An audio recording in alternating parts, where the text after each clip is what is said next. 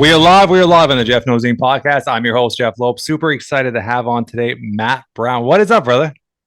Oh, everything's up, man. We're on the up and up. Everything's going good. This is awesome. This is gonna be a fun conversation.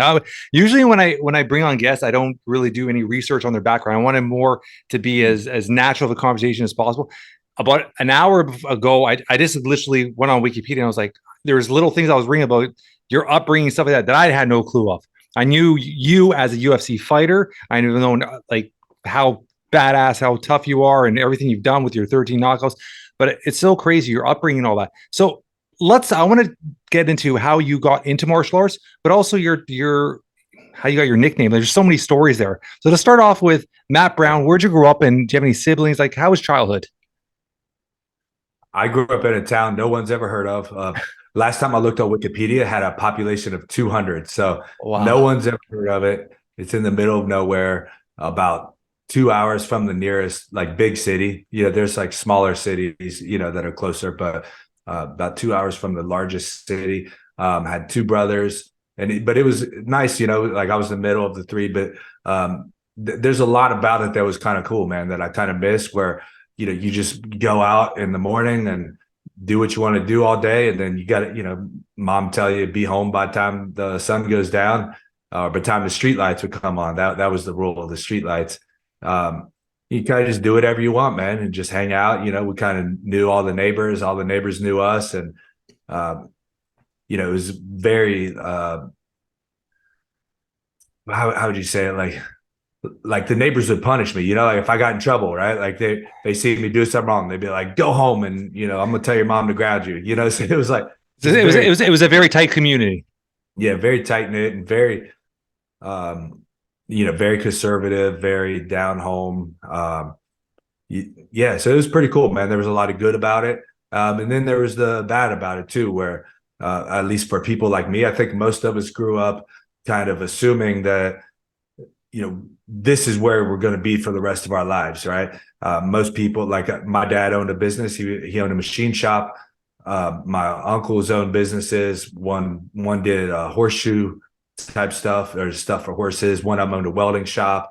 And I think most of us kind of grew up kind of thinking like, this is what we're going to do for the rest of our lives. Whatever our parents did, we're going to do the same thing. A lot of farmers and stuff like that. And for me, that wasn't enough for me. I was much more ambitious, but I always felt trapped there. Like, because I knew that this wasn't the life for me, but at the same time, I didn't really know how to get out. And I think that was kind of what turned me towards drugs and partying. And, I just wanted to experiment and do something crazy. I didn't want to live that kind of conservative down home, come home to your wife and family after your 9 to 5 every day and work all day and all that shit. I had a very entrepreneurial spirit from the youth, and, love grinding and working hard. So I think I kind of carried a lot of that energy into the partying, and that was what led to the overdose, which led to my nickname, which we can get into also if you want. But I think that was, that lack of direction. And then eventually I found the martial arts and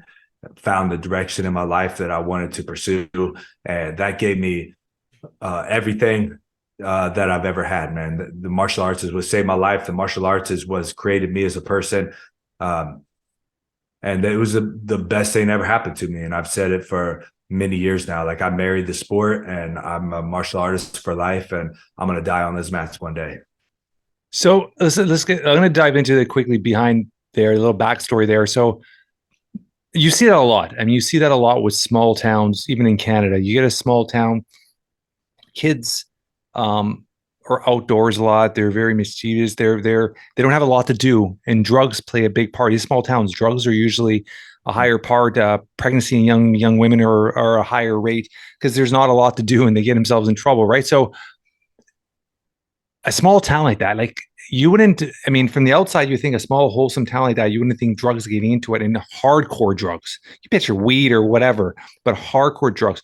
When did you start diving into the hardcore stuff? Because I was just reading like heroin and like that's some hardcore shit.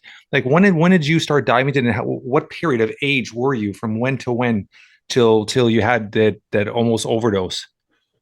It was right after high school. Yeah, again, just no direction, and I didn't want to be I didn't want to take over my dad's shop. You know what I mean? Like I Yeah. didn't want to live the life that those people were living. I wanted to get to the big city, and my only exposure to the big city was the drug dealers, right? So that's where we would have to go to, like Dayton or Xenia, which to me was a really big city, even though it was just kind of a average, small Yeah. city.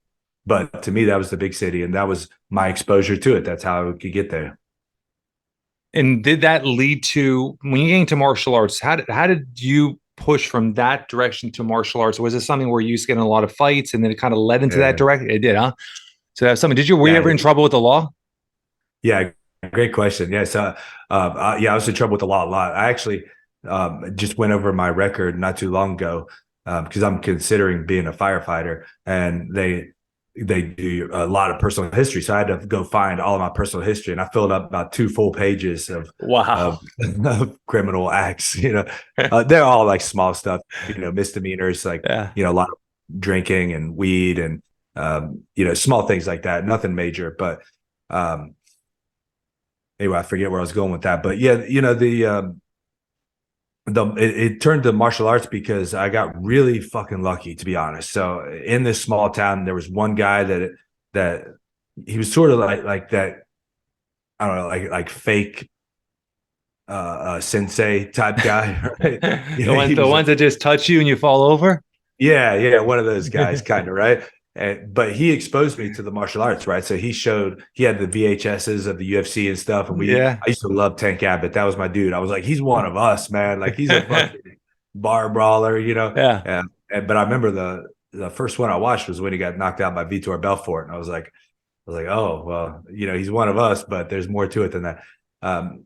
So he actually took us to a fight one night, and what happened there was he was supposed to be fighting. No, his brother or cousin, something like that, was supposed to be fighting Wes Sims. If you remember Wes Sims, who fought Yeah. in the Yeah. UFC. Yeah. Yeah. Right, so this is before Wes was in the UFC, and he was supposed to be fighting him. Wes didn't end up showing up that night, but this was literally like before commissions and everything, around 2000, and this was like what you would see in the movies, where there was guys smoking cigars, like betting on the fights, and like literally a movie scene. Yeah. And the promoter or cage announcer, whatever, comes on the mic and he says, "Hey, who wants to fight the champion? He's undefeated, blah blah blah." And we were doing a lot of coke that night, so I was pretty fired up, and I said, "I'll fight that son of a bitch. Let's go." So I ran across the street. There was a sporting goods store over there. I went over and bought me a mouthpiece. I borrowed my friend's cup because Wes didn't show up, so he had a cup that I could borrow, which was, in retrospect, maybe not the best idea. There was a restaurant across the street also, so I went there and used their microwave to boil and bite the mouthpiece. Come back, paid $30, fought that dude about an hour later and beat him. So I thought that I was the baddest dude on the fucking block. Thought the sky's the limit for me. I'm the man. So we come back maybe, I don't know, 2-3 months later. They're all pumping me up around the town, like, bro, you're the fucking man. Like you did it. So I'm like, yeah, we go back, and I ended up fighting another guy who was actually about to go pro and was like a legit fighter, and he beat the absolute hell out of me, just mauled me to pieces. His compliments to me after the fight was like, bro, like I couldn't knock you out, man. You're a tough son of a bitch. And I was like, all right, well, that's great to know, but maybe I should learn how to fight. So I ended up deciding that I really wanted to do this, knowing that this is a real sport and this is something that maybe I do have a little bit of potential for. So I decided, okay, I'm going to quit drinking. I'm going to quit partying, quit everything. My brother happened to live in Columbus, Ohio. He was going to art college here, so he had a place for me to stay. And I called him. I said, look, man, I want to, I think I called him from a payphone back then. We didn't have cell phones. Yeah. I called him and said, man, I want to get out of this. Like, can you help me out? Can I just come stay with you, until I get on my feet a little bit? And so I moved up here, found a real gym, where there's real pros training. What was the first gym you trained at there? What was the name of it? Well, it was called Bo Kimley's something or rather. He was like a karate guy or something, but these other pros were training out of his gym. Yeah. Right. So I show up, and this was actually the Hammer House. This was Mark Coleman's shit, Okay. right? Okay. But Okay. there, he never had an actual facility, right? So it was like some of his guys that were just training out of these different places, and he never actually showed up back then. But there was a couple guys that I met. One of them was my current coach, Dorian Price, Yeah. and he's been over to Thailand back and forth. So he was the first one to teach me about Muay Thai that first day that I walked in there.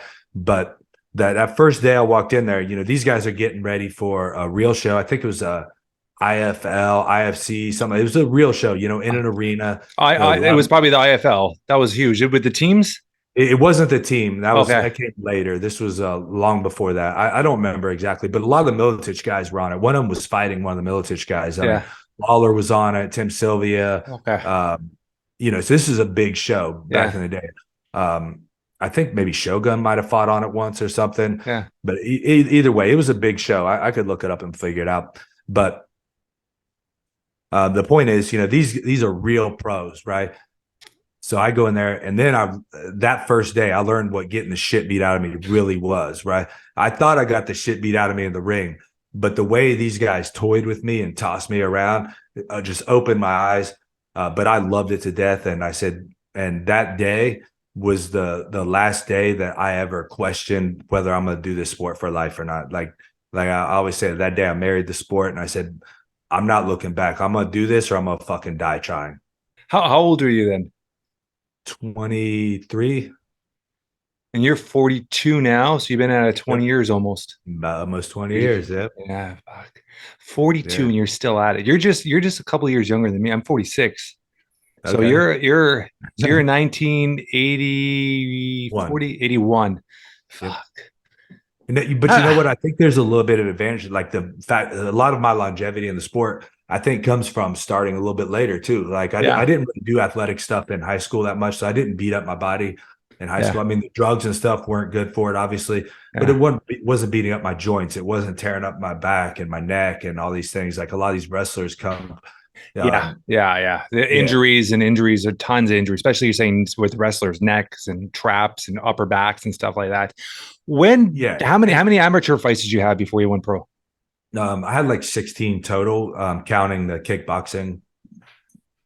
And when did you turn pro? How old are you when you turned pro? 24. So it was like a few years later. I think it was 24. I want to say, but I mean, I only trained about a year, maybe 2 years.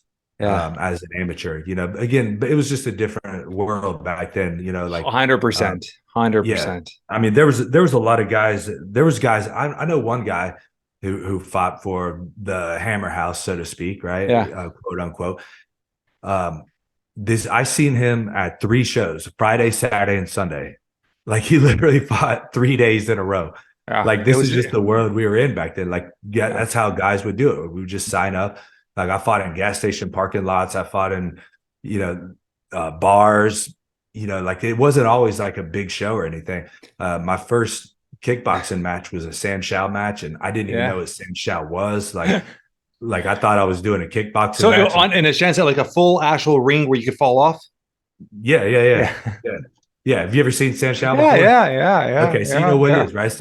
So I didn't even know that there was takedowns involved. My dude told me, he's like, hey, it's a kickboxing match, be ready. So I'm just kickboxing, and the guy comes out. I actually just found this VHS recently. I need to post this thing. I need to figure out how to pull it off there and post it or something to save it digitally. He comes out, takes me down. I'm looking at the ref like, what the fuck is this, bro? Like, this isn't MMA. And so I think, okay, well, I'm like, okay, well, I guess we're wrestling. So I drop my hands and kind of get in a wrestling stance. He fucking kicks me in my head.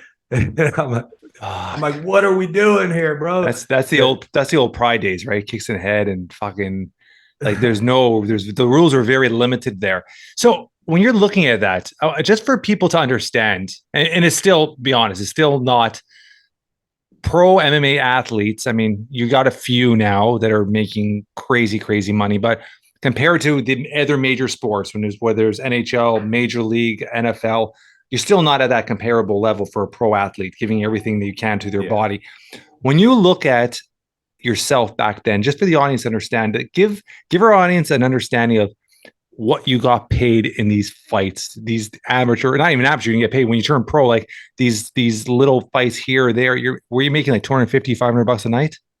Generally, yeah. The amateur fights, I had to pay for most of those. Like, Yeah. Yeah. yeah, Yeah. Register. yeah, pay to register, and that's how they would make their money. The pro fights, I think the most I ever made from a pro fight was like $1,000. Yeah.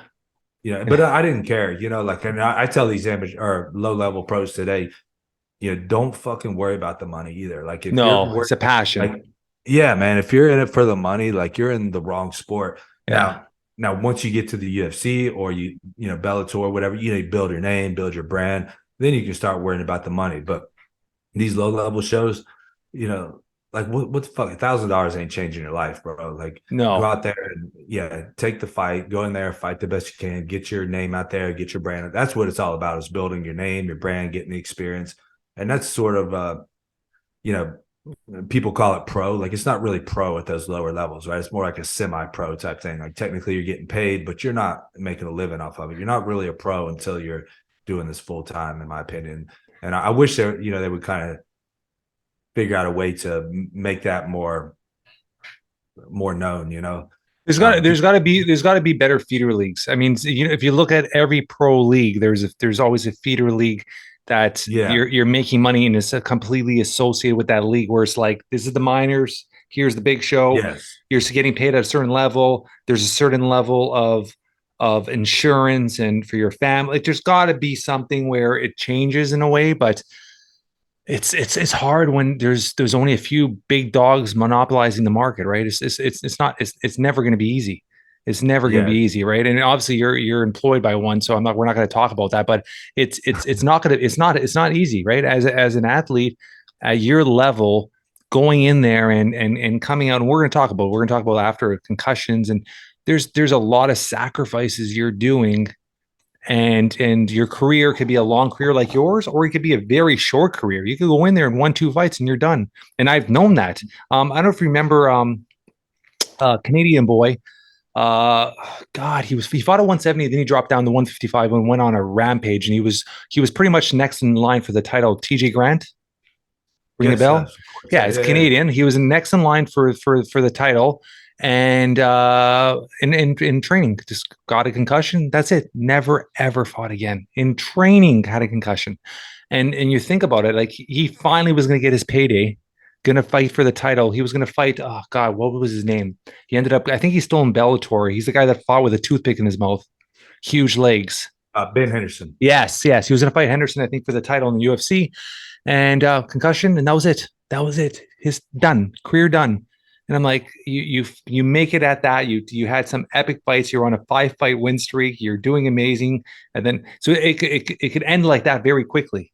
So when you look at okay, first off, when was your first call to the UFC? How did you get that call? The Ultimate Fighter. Yeah. Okay. So you did the Ultimate Fighter 2008. Who else was on that show, like name wise, that are still around? CB Dalloway, Amir Sadallah ended up winning the show. CB was kind of projected to win the show, but CB still around. Jesse Taylor, he still fights. I don't know if you might. Jesse Taylor, is that the guy that broke the limo doors? Window or something? Yeah, he's a character, man. He's such a cartoon character. Amazing guy, great friend of mine. Matt Riddle was on there. He's in like WWE. That guy made it. That guy is fucking set. Yes. Like, how the fuck did that guy switch over like that? And he was a very talented UFC fighter. Like, he had a lot of potential. And then when I heard he was going to WWE, and I was like, what the fuck? How is this? And he's transitioned like so perfectly. Good for him. Like, he's one of those success stories that is doing really, really well for himself. Who else was down there? And then you're saying the Dalloway. That was the Doberman, right? His nickname's the Doberman. Yep. Yeah. Yep. Who else? And the guy that won it, Amir. You said it was Amir that won it. Yeah, Amir Sadallah won it. That guy disappeared. He was actually doing okay. He started to really focus on his Muay Thai, and he just disappeared. That was one guy I thought would be around, even as an announcer or something, because he was very charismatic the way he talked and had a good look to him. I thought he'd be around even as an announcer. He just disappeared. Yeah, I was good friends with him, and he disappeared. I've talked to some of his coaches and stuff. Like, no one knows where he is. I mean, I know like one coach told me, he just wanted away from the sport, and he's still alive and doing well Yeah, and yeah, everything. So he didn't like die and fall off the planet or anything, but yeah. yeah, he just wanted out of the sport, and yeah, that was all it was. That's all it Yeah. was too. He just wanted out. But another name you might recognize from the show was Mike Dolce. Mike who? Dolce, the Dolce diet. Yes, yes, yes, yes, Yeah. yes, yes, yes, yes, Yeah, yes. another success story. He just went a different route, Yeah, and he's doing extremely well for himself. He Yeah. works with a lot of athletes. Yeah, Exactly. yeah, Yeah, worked yeah, with Ronda Rousey, and yeah, yeah, that's where he yeah, kind of got the most famous, and Vitor Belfort. And, yeah, yeah. yeah. So let's talk about your run into the UFC. And it's obviously it's there's 13 knockouts. We'll talk about going for 14, but there's been losses too. Let's talk about that part. How do you turn that loss around? Like, how do you clear your head? Like, how long does it take you? This is something I talked to Chad Mendes, and it's like when Chad Mendes, when I had him on, he said that was one of the hardest things. Was it wasn't a loss; it was a disappointment for everybody else. He felt like he had everybody else he disappointed along the way, which is crazy. You think about that he thought that way. But when you lose, and we'll talk about your victories next, but when you lose, like, where's the mindset? Like, how do you reset yourself? How do you get yourself going? Is it easy for you? Is it hard for you?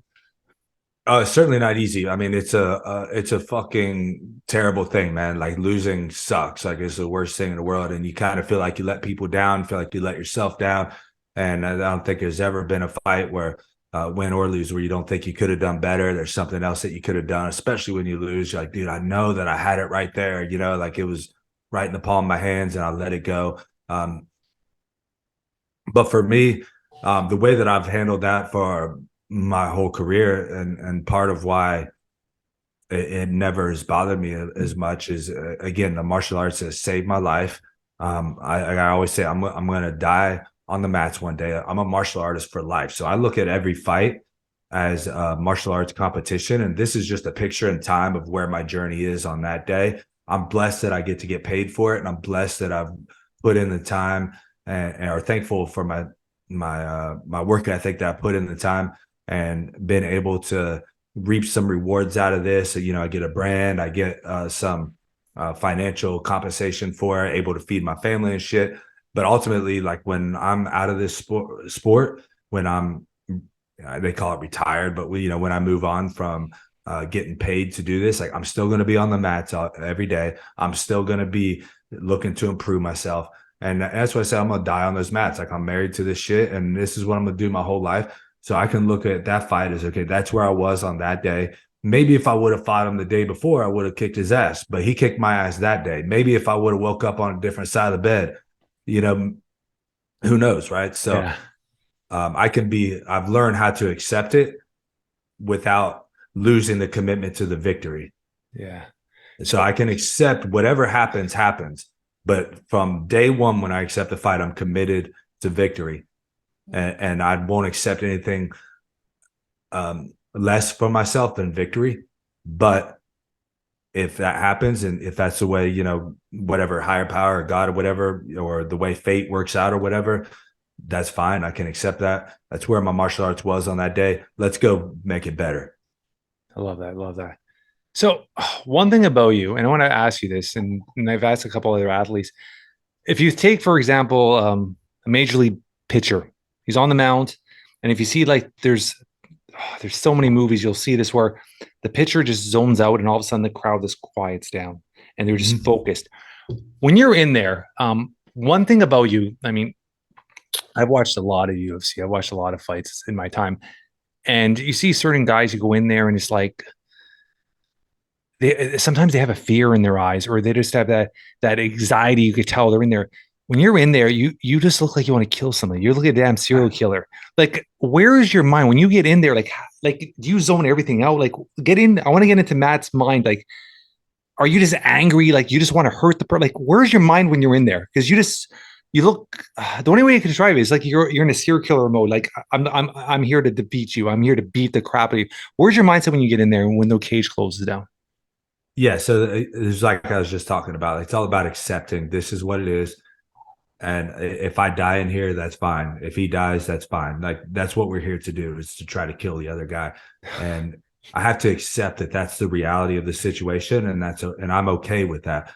And once I'm accepting of that, then I can move on towards being grateful to be in there, and let's have some fun with it. But if you're not accepting of that initial thing, then I think you're gonna have problems with that anxiety and fear altogether.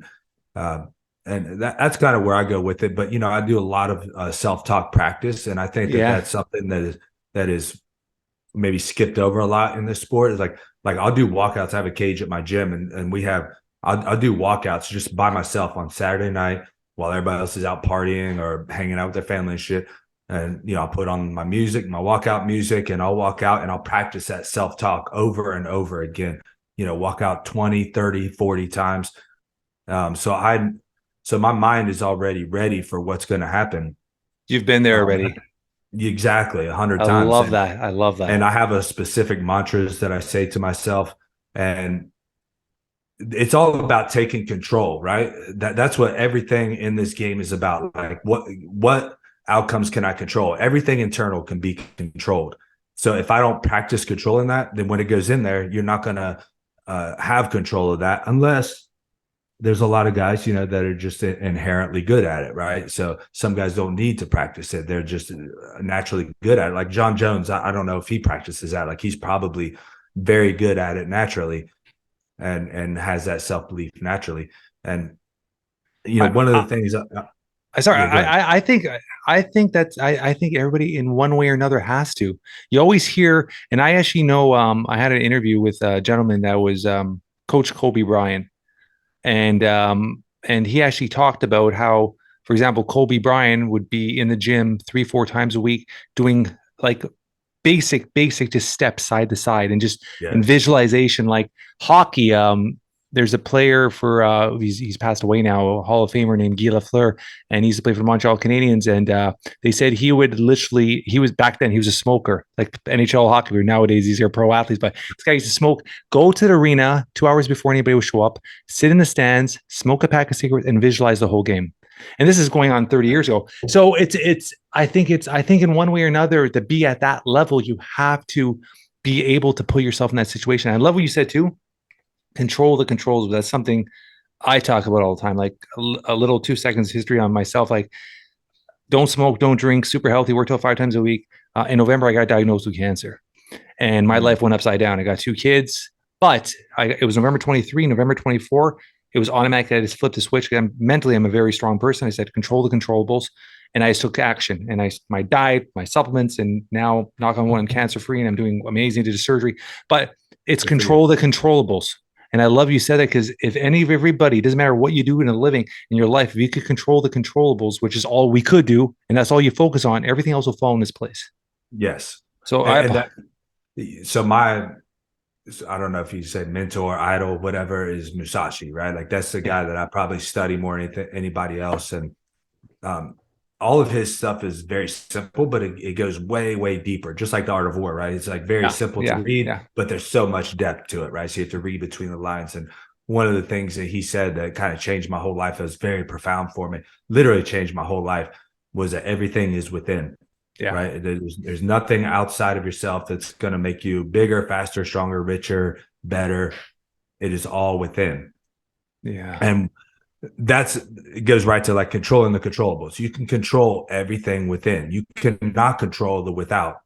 So if you take care of what's within, then what's without is going to happen whether you try to change it or not, right? Because you can't control it. So again, it's about coming to acceptance. And that's what I go to first, right? And that's why, like, I've literally visualized like myself dying in the cage, because I'm like, I can accept that this is a real possibility. And now I've kind of gotten away from that as I've gotten older, as my kids and everything, because I'm like, I really don't want that to happen. But back in the day, it caused a lot of problems with relationships and stuff. Like, my wife would be like, with my ex-wife now, but at the time she would say, hey, we're going to do a vacation after this fight or whatever. And I would say, well, I don't really plan on coming back. Like, I'm probably dying. I can't plan the day after. I can't plan Sunday. Like, Saturday is the last day of my life. And again, I think it makes relationships hard and makes a lot of things. It could be a negative thing, but when I walk in that cage, it's a very positive thing. Like, this is it. and I'm accepting that this is the end of the life right here. So let's give everything we got and let's see what happens. And I guess after having have you ever sorry about have you ever had an opponent like hearing that and knowing that coming from you?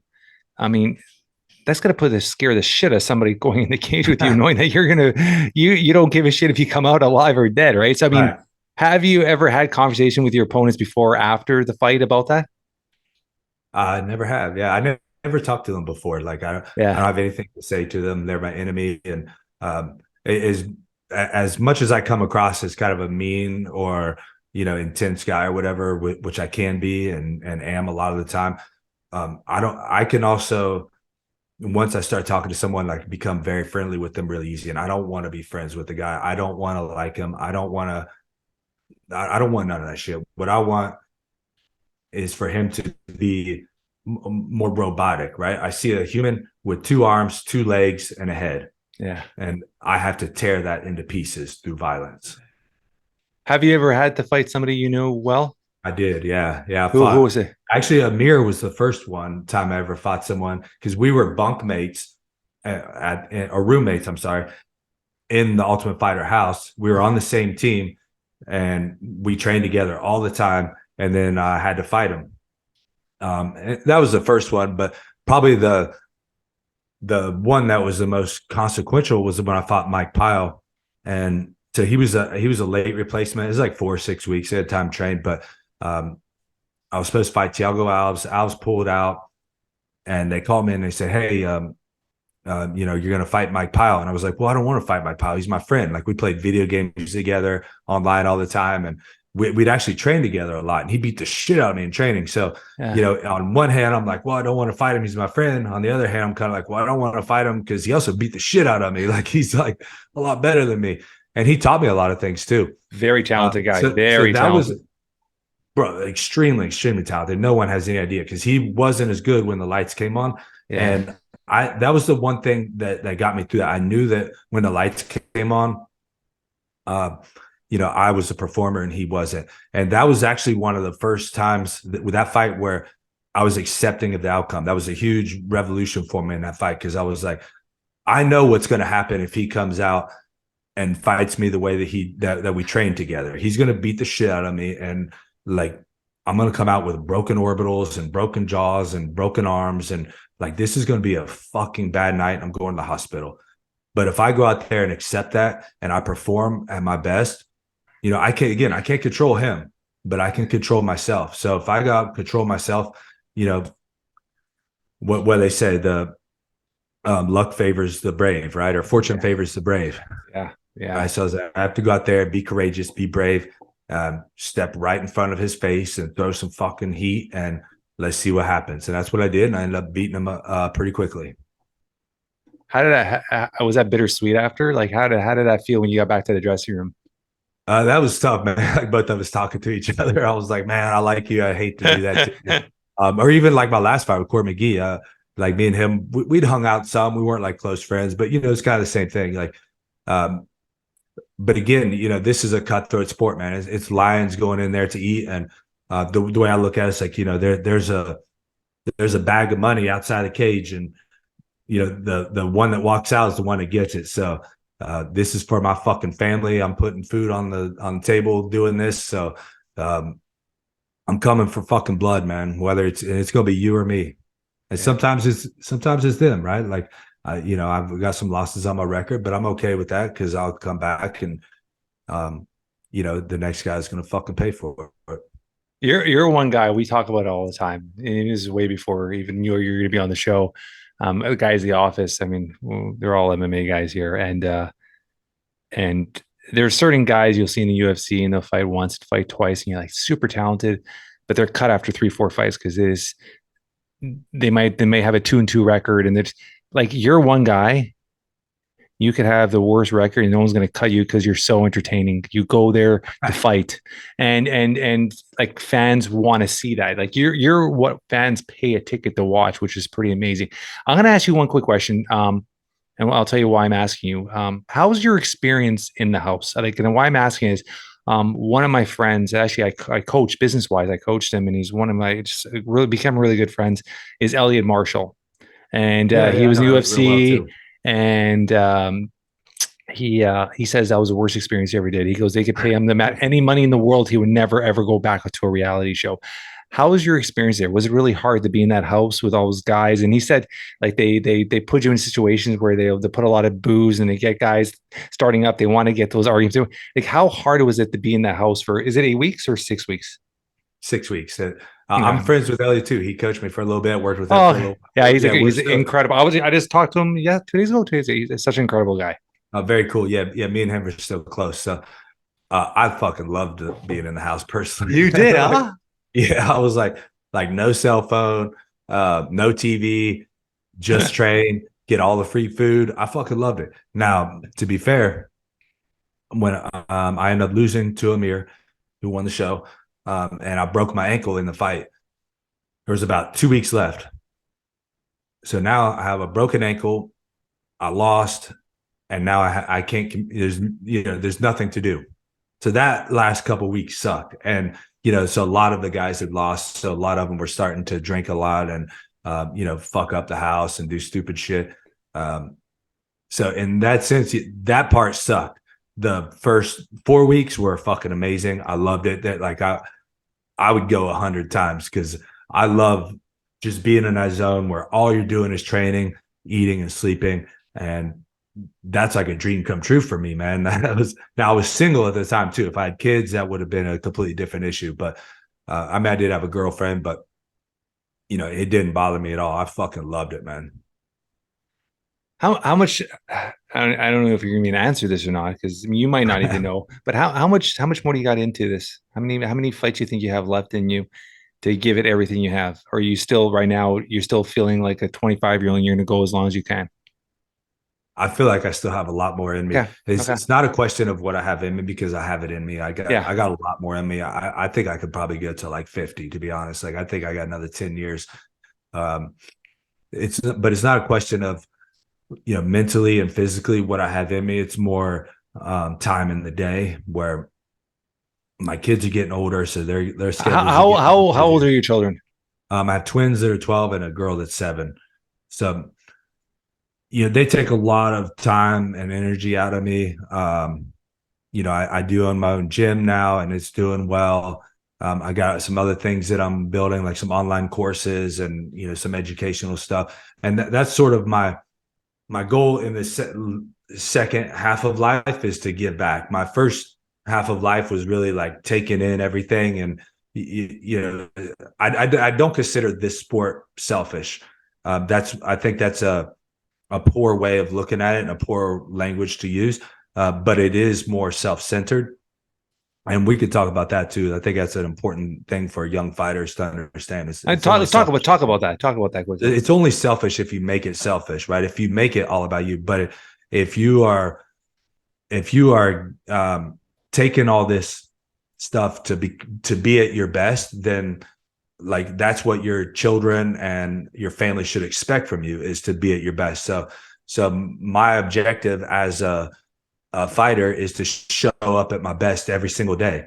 And that's not selfish to show up at my best every single day. Now, if I use it, now I could turn it into being selfish and, and show up at my best for myself. But I can also make it not selfish by showing up at my best no matter what. Yeah. And, doing any career, like men are inherently purpose driven, right? Women are kind of like more emotionally driven, and and that's why they consider it selfish, right? Because now if I am fulfilling my purpose to its fullest, that's not selfish. That's what a man is supposed to do. And if I'm able to do that to provide for my family, and I'm able to do that to show up as the best human being that I can be every day, and that's what's providing that for me, then that's not selfish at all. And now if I can turn it into being selfish if I'm a selfish person. And that's why I always say, like, this sport isn't selfish. Selfish people are selfish. Yeah. And there happens to be a lot of selfish people in this sport. But being the best that you can be is not a selfish thing. Yeah. No, I love it. I love it. I love And it. that's my opinion. I mean, maybe you have a different opinion or others do, No, but no, I love that. So 13 knockouts. Obviously, you're going for 14. That's not even a question. I mean, I mean, I'm hoping it is. I mean, that should put you in like eventually the UFC Hall of Fame. I mean, you've had a crazy long career. Like when you look back at your, God, you've been in UFC now for 12 years. I'm guessing 13 years. 15 years, 15 years. Holy shit. 2008. And you think of a pro athlete, if you have 7 good years, you've done amazing. You've Right. way double that and you could triple that, which is crazy.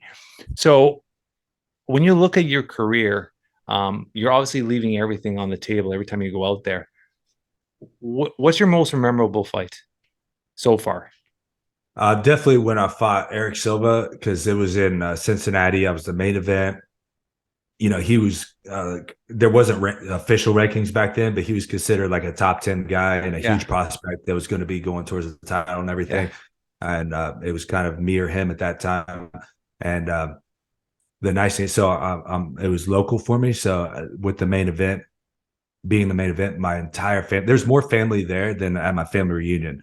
So it was that was just amazing. It turned out to be a great fight. Probably my most epic fight Yeah. that I've had. So that played a huge part. The crowd was absolutely fucking crazy, and my kids got to come into the octagon after being on the main event and everything. My mom was there, and the celebration was just massive. So that kind of turned out to be the best in that sense. My favorite fight was when I fought Robbie Lawler, because I think that me and Lawler just made for a great matchup altogether. And it was, He's a banger and too. he's such a banger, man. And Yeah. but I learned more from the Robbie Lawler fight probably than any other fight. Just his experience and the way that his brain worked and the way that it functioned within the cage was something I'd never experienced before. Like the way that I could the way that I could see that he's taking what I'm doing and processing it and coming back with something different. I was like, I never experienced that before. Like, Seriously, huh? yeah, and you kind of think of him as more of a brawler, right? And think of him as just a banger, but his intelligence in the cage absolutely blew me away, and I learned so much. And on top of that,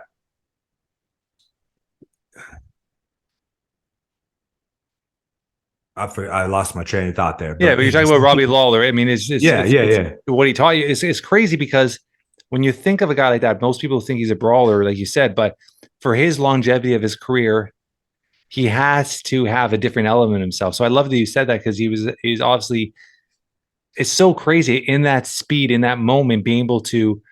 I mean, you think you're going in there and you're just gonna do what your body is trained. You're not going to process and change your game plan right, as the fight goes on. So was that something you implied in fights going forward? Something you started to yeah. use?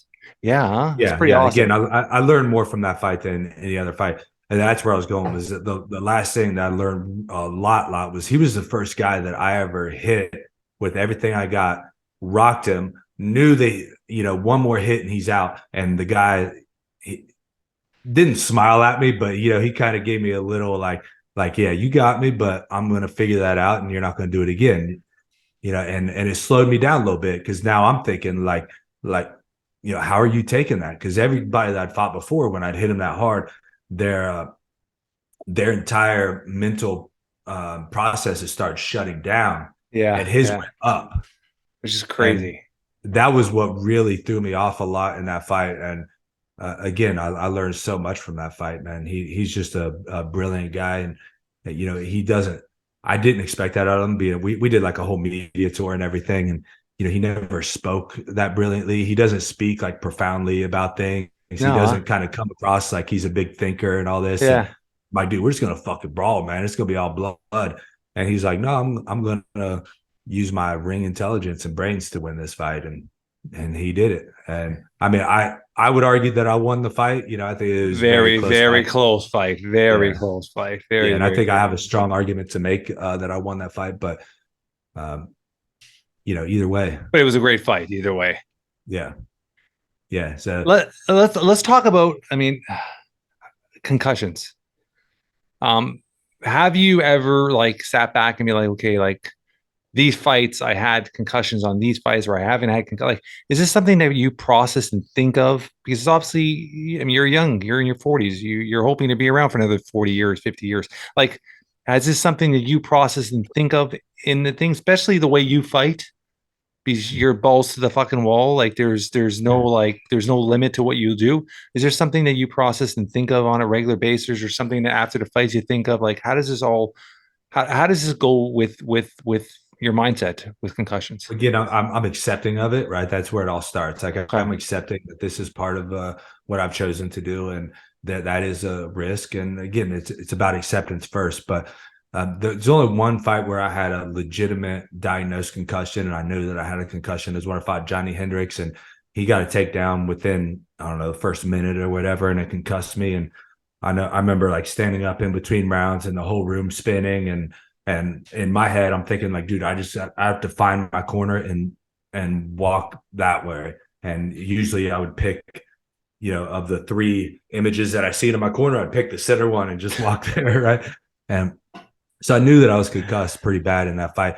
And I didn't even, at the time, I didn't really take it that serious. I was like, well, I got concussed in the fight and I'll be good here in a couple of days. But what would happen was every time I would sit up, I would experience like a vertigo type thing.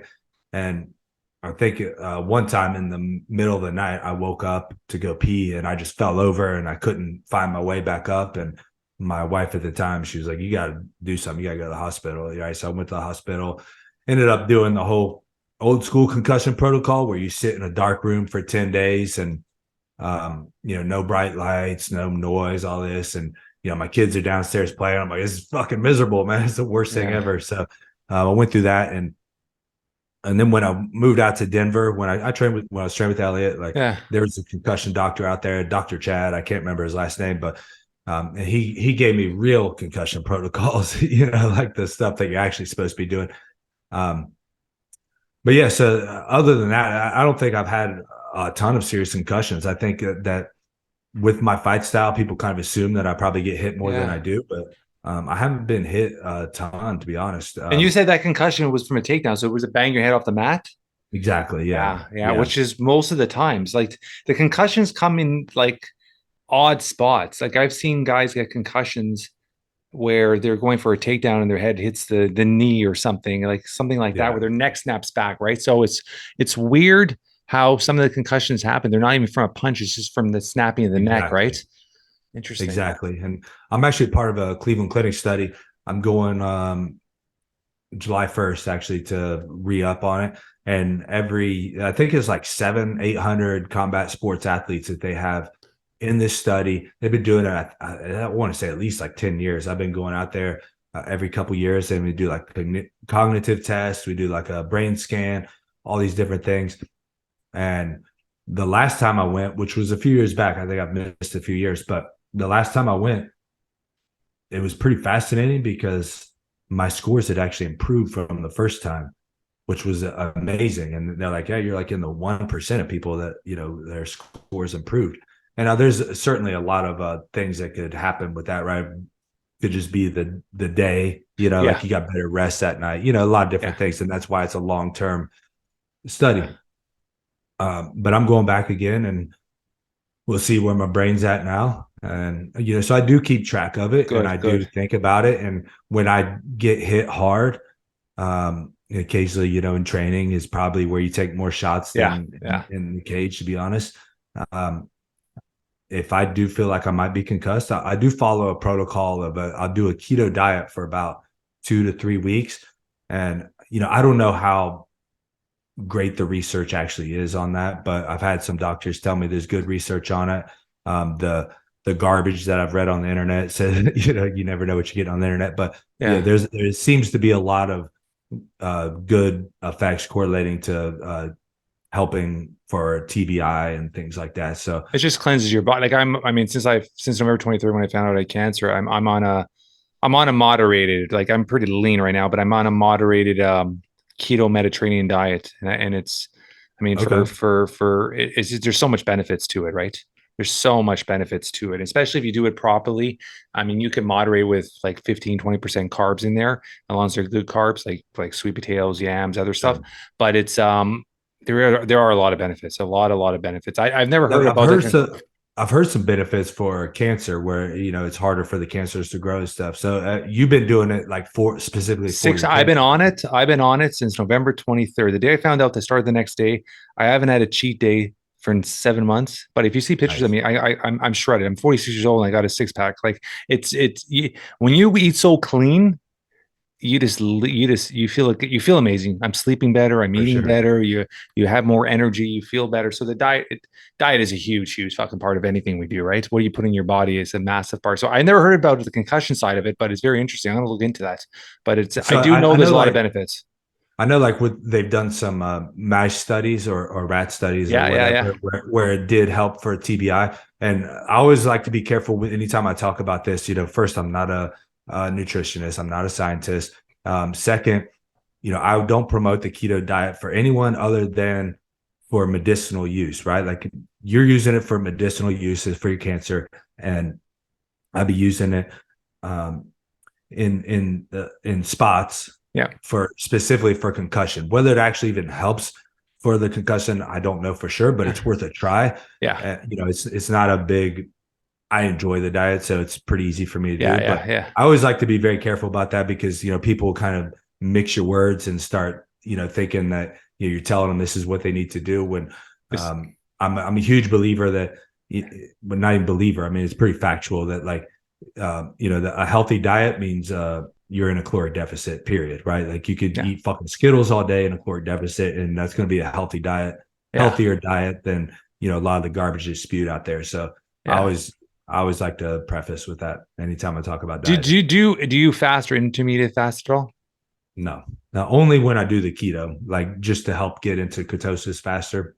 Yeah. And Yeah. again, um, I do you know, intermediate fasting. I do 16 to 18 hours every day.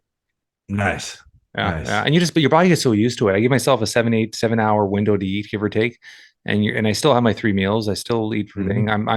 I'm 6'2", like 170, pretty lean right now, and it just works. And you know what? It's awesome. You know what you look at it, Matt, when you're put in a situation where it's like a life or death situation, and then you're looking in oncology and doctors, and they're like, do chemo, do this, and that's all they talk about. They don't talk about diet. They don't talk about. No one finds the root Right. cause of the problem. So Sure. I went on a mission to find my root cause. I went on a mission to find out what the hell happened over the last 2 to 3 years that caused this. For somebody that was relatively healthy, that has no family history, I did genetic testing. It's not in my genes. Like, how the fuck did this happen, Mm. right? And so when I went on that mission, I kind of broke down what happened, and part of it is like, okay, you got to rebuild to start from the root cause and to start rebuilding your body up again. And that's where I am right now, 7 months later, and I'm cancer free, knock on wood, and I'm feeling incredible, right? So, but I mean, it could go with anything from, like you said, from just rebuilding your body, your injury, or whatever like that, right? When you're Yeah, looking at your and sorry, I always I'm always again I always try to be really careful about it. Like I've done intermittent fasting in the past. yeah, I've done the 4 hour windows. I've done, like a warrior diet type thing where you only eat at nighttime. yeah, A lot of different things. I've tried tons of different diets. And, you know, again, I'm not an expert, but anytime if I was going to tell someone what diet to do, I always start with, if you're an athlete, first, like you need carbs, right? As an athlete, yeah, I did keto. I did full keto for 2 camps, actually, because I was on that fucking reading about it all the time and thinking, this is the thing no one's doing. And I got the fucking secret, and it didn't work out so well for me. But the, so athletes, I'm very, very, nutrition is just so much simpler, I think, than people make it out to be, right? Again, you start caloric deficit, you're fine, right? And then after that, it's like, what can you sustain? Like yeah, what can you do for your entire life? And a lot of these people that do, again, like when you're doing it for like a medical reason, like you are, I think it's completely different than when, yeah, that's why I try to be careful about promoting it to normal people, because, they'll do keto for a little while and then like, oh, I lost all this weight. And then they eat regular again. Now yeah, they're yeah. Of course, of course. overweight again. Right. So that's why anytime it comes down to diet, I always try to make sure that we talk very carefully, Yeah. because Yeah. It's funny the because last thing I want to do is promote. yeah. It's funny because for him. I do posts of like some of the shakes I make and stuff like that, which are super healthy. I mean, I'll do a shake where I freeze 5 shakes on a Sunday and I have them and I take them to work and I defreeze them. And it's literally a carrot, spinach, broccoli, pineapple, blueberries, all organic, half a scoop of protein, half a scoop of hemp seed. But I still, That's when I awesome. put the recipe, I still put a disclaimer. Please don't take this until you consult your physician because I don't want to get my ass sued. So I put that as a Good. disclaimer with everything I do. Good. Yeah. So you got to do it. I understand it. So fatherhood, what does fatherhood mean to you? Fatherhood. Yeah, change it up. Um, so I usually start with, I'm in the business of building responsible, resilient Good, adults. good. And that's what people ask me, like, dude, your kid's going to fight. And I'm like, well, again, I'm in the business of building responsible, resilient adults. If that means that if they're going to be responsible, resilient adults and fight, that's good. If they're going to be responsible, resilient adults and be accountants, good. Yeah. But it's not my job to choose what they do. It's not my 100%. job to push them into anything. It's my job to build responsible, resilient adults that know how to take care of a woman, that know how to take care of themselves, and are able to fulfill their own journey in life and fulfill their own self-worth. Yeah. I love That's it. fatherhood to me in a nutshell. I love it. I love it. I love it. So I just saw one of your posts and that was one thing I commented. Another venture I guess you're getting to now is vacation rentals. Yeah, man. You got to give me all the secrets, bro. I'm trying to. I've been doing it for 7.5, 8 years now. I mean, it's incredible income. Incredible income if you do it at the right spot. I mean, my places are all 4 seasons. So we have it in the summer, there's ski hills, and in the winter, they're mountain biking and it's a village and all that stuff, right? But Are all yours in Canada? yeah. Okay. Canada. I mean, Is assuming have you fought in Canada first off? Or you been in Canada? Yes. Yes. I fought In Montreal uh, or Toronto? Toronto, Okay, that's where we're from, yeah. Toronto. But I've been there many, many times. My girlfriend's actually Canadian. She lives in Where's she from? Hamilton. Hamilton? Yeah. That's like 20 minutes from us. Oh, really? Okay. Yeah. I She love it. I lives love there. it. I might be there in a couple weeks to go visit her. Like she comes down here, I go up there. Yeah. That's awesome. How did you meet her from Hamilton? Online. That's how people meet these days. Yeah, I love it. I It love was it. I love actually it. during COVID that we met. So, like no one was really Yeah. going out much. I know Canada was uber strict about things. So she Oh, wasn't able to go out oh, much. buddy, it was horrible here. Fucking Yeah. horrible here. Yeah, so she wasn't able to do shit. I was basically, nothing changed in my life really at all, except Yeah. there was less people on the roads, which was cool. Yeah. So, um, other than that, yeah. So we met on there, and it was pretty intense, man. Like, because we talked online for a few weeks, and I'm like, hey, like, why don't you just come visit me, right? And flew her down here, and that first pickup at the airport's like, what the fuck are we getting ourselves into? Is this fucking ridiculous? Like, are we making a mistake? Like, it's kind of a big thing to do just to, meet someone. But she's amazing. And yeah, we've had a great relationship and we're working on getting her down here for good. Awesome. Awesome. Awesome. I'm gonna ask you a couple more questions, two more questions, and I'll let you go. But I see he's making a comeback, which is looking crazy. I love it. I actually talked to Mark. It's funny because we emailed back and forth, and he was like, "I want to be on your podcast." I'm like, "Great!" And then I never heard from him ever again. He disappeared off the face of the earth.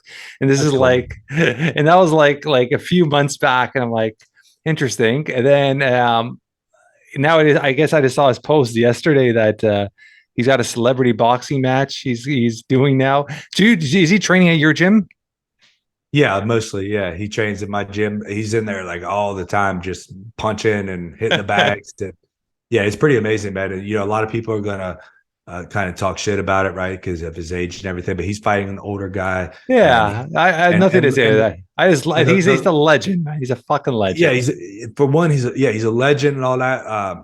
Yeah, just to address all those shit talkers real quick, the fact is, I've known him for probably about 10 years now, and he's in the best place I've seen him in. If you seen him a few years ago before he went to rehab, like people don't understand the amount of alcohol this guy was able to put down with the pills. And I mean, he was on his deathbed, and what he was drinking, the amount of drugs and alcohol he was doing would have killed 99% of people. Like this, you want to talk about the immortal? This is the immortal motherfucker. Like if I always say, if he would have taken care of himself from day one, he'd live to be 150. I mean, this guy is absolutely amazing resilience in his body. So the fact that he's doing so well, and this is what makes him happy, and this is what gives him more drive. All the He's power to all the power to him. all the power to him, man. Let's go. Let's see it. And he's I not love fighting. that. It'd be one thing if he was fighting, fucking, Jake Paul, like some young kid or something. Yeah.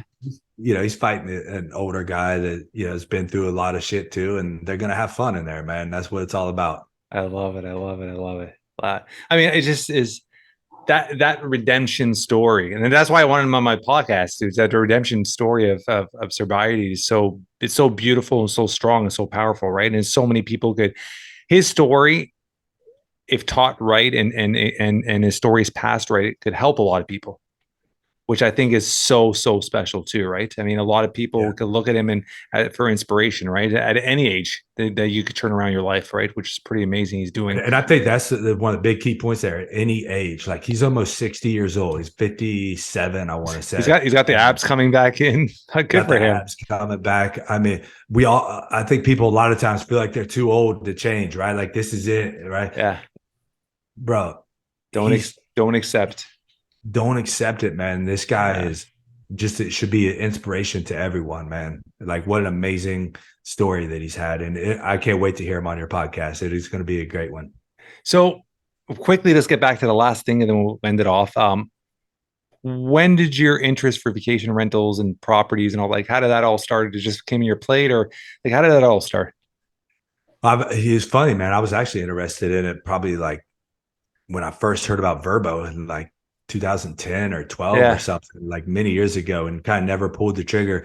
But I did have some long-term rentals before the divorce. And then when we got divorced, I kind of lost all the real estate, and it's just been a rebuild ever since. So I had a good amount of wealth stored in those long-term rentals that all got liquidated. But when I wanted to start getting back into the game, I was like, Airbnb was coming up and was big, and I thought, I could go buy some long-term rentals and make, a couple $100 a month and, have most of the value in the equity, or I could do these Airbnbs and hopefully be able to cash flow a lot more and still get the equity and all the tax benefits and everything else. So, it's been a process of learning, right? Because Airbnb certainly has a much steeper learning curve, and there's a lot more details to it, and it's not nearly as passive, right? A lot of fluctuations and a lot of things to deal with. But it's been a lot of fun. I've trained my mom to be the manager and the operator. So now she's making a little bit of income on it. And it's a little spot for me and my family to go hang out. That's why I bought one in Gatlinburg. I'm sure you know the yeah. It's about one there because my family loves going down there all the time. So, and then the second one was that Texas property, which I love going down there and hanging out on the beach. So it just works out in so many different ways. That's just amazing, where my family and I can have places that we already go anyway, but now we got a place to stay, on top of just the wealth building, which, I've been in stocks for a long time, just because it's hands off and, but the stocks are fucking garbage, man. Yeah, and I think that, when you look at all the benefits of the taxes, the cash flow, the equity. I mean, you just can't. The equity. I mean, the value of properties. We'll talk off air numbers wise, but I mean, the value of properties. I don't know how it is there, but in Canada, I mean, over a 5-year period, I mean, you're 5, 6, 10 timing Xing on your property value. It's incredible. Properties that we paid 100,000 for are now valued at 600,000. Properties you paid 500 are now valued at 2 million in 5 years, which is. You see that and it's like, holy shit. It almost makes you wish you invested more when you had the opportunity, right? Absolutely. And but my mindset is I just don't see it ever stopping. It might not have that same trajectory, but it's always, real estate always goes up. It might take a little longer. It always goes up. Absolutely. Always goes up. And as you're building up your equity in the property, and especially if you could run it properly, like we run at God, most times all the vacation rentals at high 90% occupancy. And why that is we use booking.coms, we use the Airbnbs, we use all the websites we possibly can to fill them up. And then when they're empty, friends, family, you build an email list and you just liquidate them. So if I have 10 nights open in one of the units, I'll liquidate them. I don't care if somebody's paying $50 a night, $75 a night. To me, it's that night being empty is costing me money. So I just Yeah. liquidate them and just fill them up. And that way we could always have bodies in there at all times, right? And You it use does a little bit more wear and tear to the place, but it overall you make a lot more money. When you look at that, that could project every unit another $2,000-3,000 in rent in a month, right? Which yeah. is what you want. You want to just maximize your rent potential, right? Yeah. Yeah. Are you using direct booking also? Yeah. Direct booking. Yeah. We do Airbnb, we do booking.com, we do personal through our email list. And yeah, we have a whole bunch of different avenues and we just try to capitalize and fill it up as much as we can. To me, and especially where we rent, where I have 4 actual properties all in one area, it's more of a higher end area. So when I first went in there, everybody had a certain price point, and they're like, "You can't rent for the under this price," and even if it's empty, and I'm like, "Fuck that shit! I want to make money here. I'm here. I've been an entrepreneur for 27 years. I've been self-employed Nice. 27 fucking years. Started when I was 19, and to me, it's just it's passive income, it's cash flow. I want to make sure that every single month I have between this and this is coming to my account no matter what. My bills are taken care of, and I'm using that, build the equity there so I could purchase more at the end of every year. And that's how it works with every property. You know, it is. Now all of a sudden you have the equity of two, you start taking that cash flow, you put it into an account, you save it after 12 months, 24 months, you have a plot plus that equity, boom, buy another one. And it starts building. And you get to the point where we got to the point where it's like every year you could use that and flip it onto another one, keep building up, right? And in the end of the day, I mean, one day when we're not here, I mean, having those properties, it's all for your children too, right? I mean, you're Absolutely. setting them up for the rest of their lives, and they're set, especially if it's a rental income and if it's set properly. I mean, they're set. Yeah, I couldn't agree more. That's something maybe off air. I'd like to pick your Yeah, brain about 100%. direct booking because that's the next step that I need to take to keep scaling these properties and making them work better. And like I said, that's what anybody listening needs to understand. Like it is not passive, right? Like when you buy an Airbnb, that's something I didn't understand when I did. Like you are buying a business, Yeah, 100%, 100%. versus like the long term rentals, which I've done before too. And it's not really a business. Like you just own a property that you're renting out. And there's certainly, you got to have some business acumen. You got to be intelligent about it and everything. But the Airbnb is like it's a full on business, and that's why I Oh didn't have a yeah, direct booking website. I didn't really understand that when I started. yeah. It's a full business, and it's. I mean, it's cleaning staff and it's flipping and having a maintenance person being able to maintain the properties if needed and stuff like that because you're not going to physically be there, right? So yeah, there's a process to it, but once you streamline everything, like I go up to my properties maybe once every couple of years. Like I'm never there because we have our own Right. place for the family, so we go up there. Like it just runs itself. Just runs itself. Money Nice. comes in account, and that's where you want to be. Like passive income is a massive part of everything we do, right?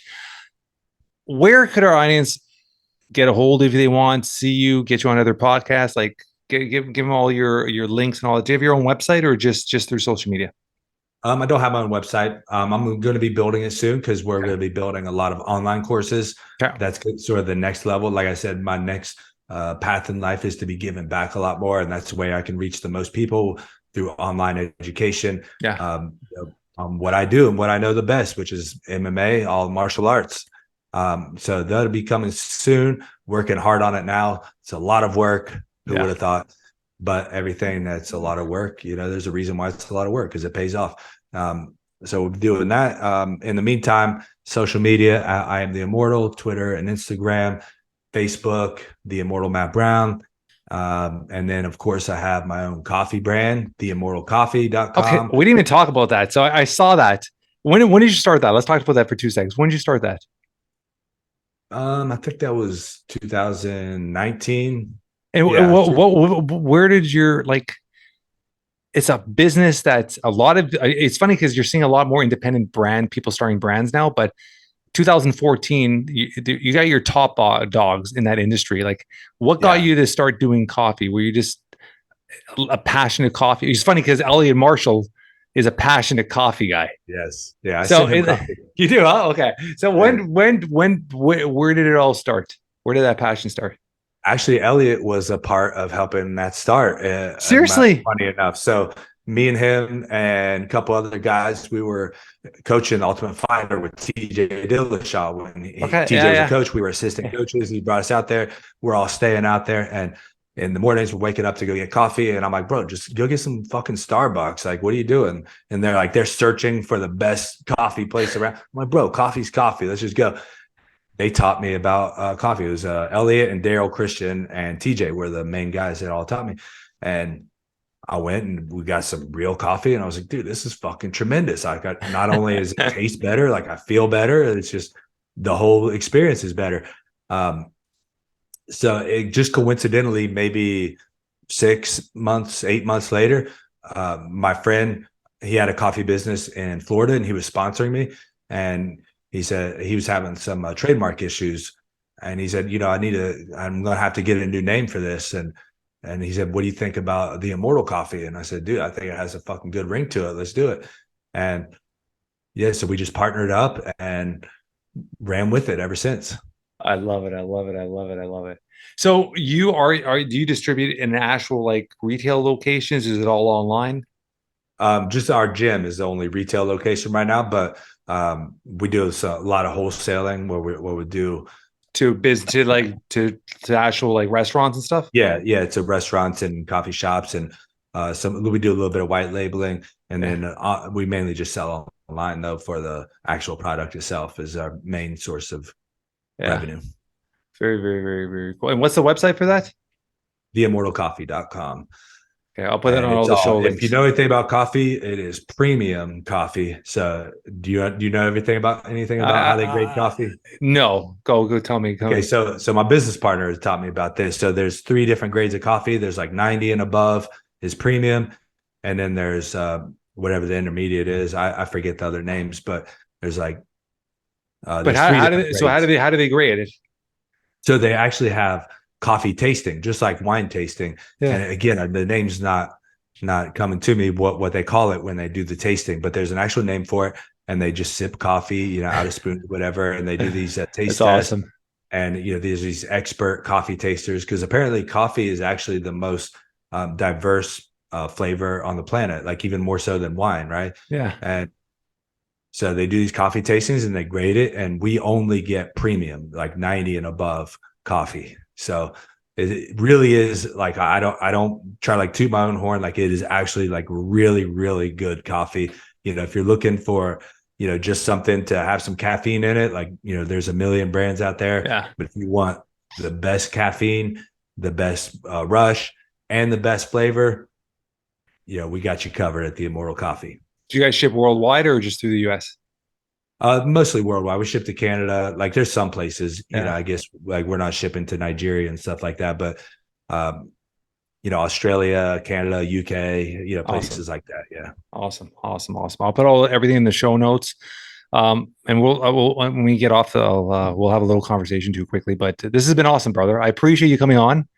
A great conversation, and you're building a massive legacy for yourself as an athlete. But I mean, I love your entrepreneurial juices because it's so important to have both, right? Because I mean, there's a lot more to obviously when you do hang up the gloves to building out from the homes to the coffee to your gym to online courses. So you're bringing a lot of offers to yourself that are going to give you opportunity to continue to have an amazing career in different sides. And like you said, give back, which is going to be awesome as well. So I appreciate you, brother. No, thank you, man. Thank you for having me. Great show. And hopefully we can do it again sometime.